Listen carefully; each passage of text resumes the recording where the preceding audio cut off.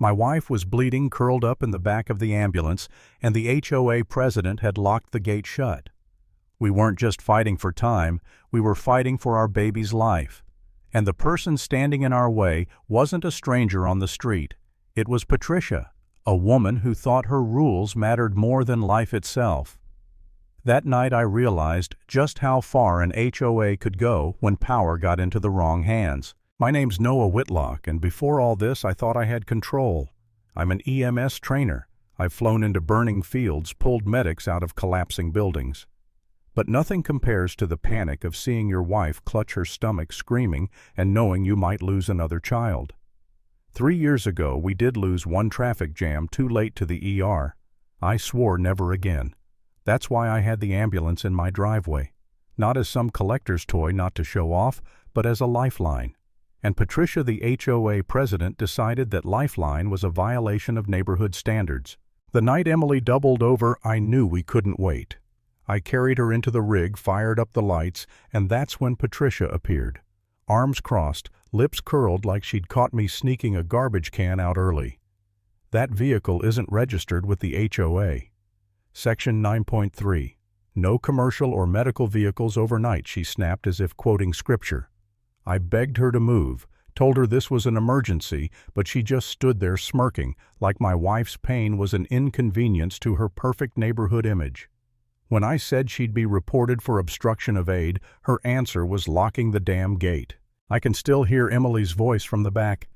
Thin, broken Noah, please. My chest burned.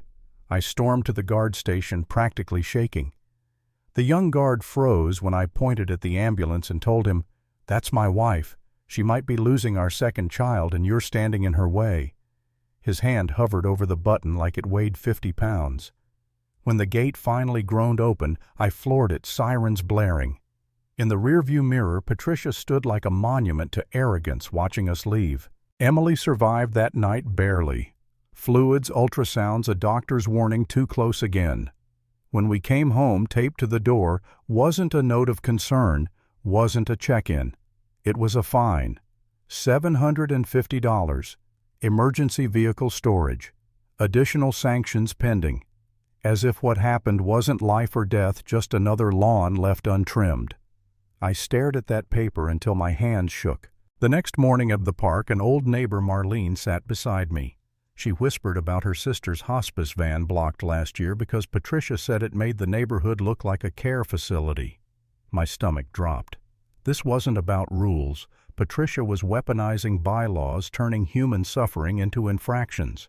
And the stories poured in. A man fined for a temporary ramp after his brother's accident.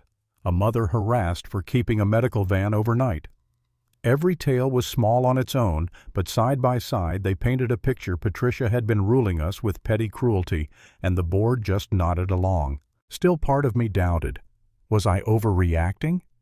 Was the ambulance too much? I'd lie awake listening to Emily's shallow breathing and wonder if maybe I had provoked this, if maybe the HOA had a point. Patricia fueled those doubts, spreading rumors I staged the whole thing to skirt rules. For a moment I almost believed her version that maybe I'd endangered my wife by fighting back instead of complying. That maybe silence would have been safer. But then Darren, the treasurer, pulled me aside. Nervous hands trembling on his garden hose, he confessed Patricia had fined me without any board vote. She'd done it dozens of times. Retroactive authorizations, unilateral decisions. She calls it efficiency, he whispered. That word, efficiency. As if choking out a dying man would be efficient too.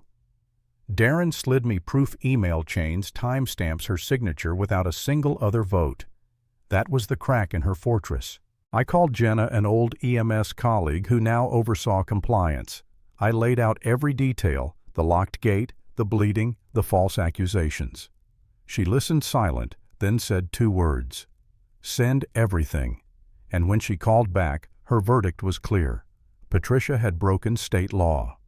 Blocking an EMS-certified vehicle, even privately owned during an active emergency, was illegal. Not just immoral, illegal. That was the shift. My doubt hardened into resolve. I compiled everything, photos, dispatch logs, her handwritten notes, mocking my wife's pain, and sent it to the sheriff's office and a journalist I trusted. The story began to ripple. Neighbors started whispering louder screenshots of bylaws passed around, questions asked in public chat groups.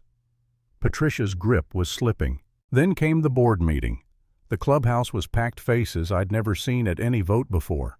Patricia walked in wearing a lavender blazer, chin-high heels striking like gunshots. She opened with her statement. At no point did this board obstruct emergency services. These rumors are exaggerated, politically motivated. Her voice was brittle, but still commanding. I sat in the back, fists clenched, waiting. When my name was called, I walked to the podium, every step heavy. I opened my folder. On July 18th, my pregnant wife was bleeding. We attempted to reach the ER in a certified ambulance. The gate was locked on purpose. Gasps flickered through the room. I lifted the gate log printout. Here's the timestamp. I showed a photo of Emily, pale and trembling, being wheeled out. And then I played the dispatch recording, confirmation of obstruction.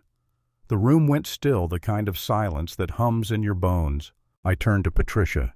You didn't just break a bylaw. You broke trust. You endangered my wife. You lied to this board. You lied to law enforcement. And you thought you could bury it under paperwork.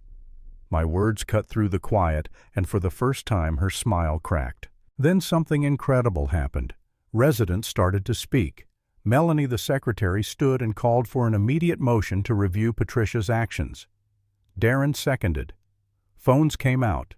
People murmured. Even the deputy sheriff stepped forward to confirm an active investigation.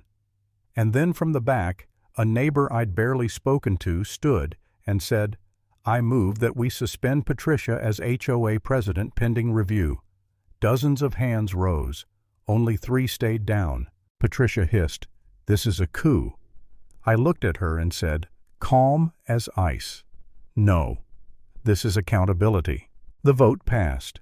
Effective immediately, Patricia was suspended. She gathered her binder heels, clicking toward the exit, not as a ruler anymore, but as a fallen tyrant. No applause followed, no cheers, just the quiet rustle of a community shaking off her shadow. And that's where it ended. She lost her power, stripped by the very neighbors she thought would stay silent. The HOA she twisted into a weapon turned against her in the open. Power without accountability is nothing but tyranny.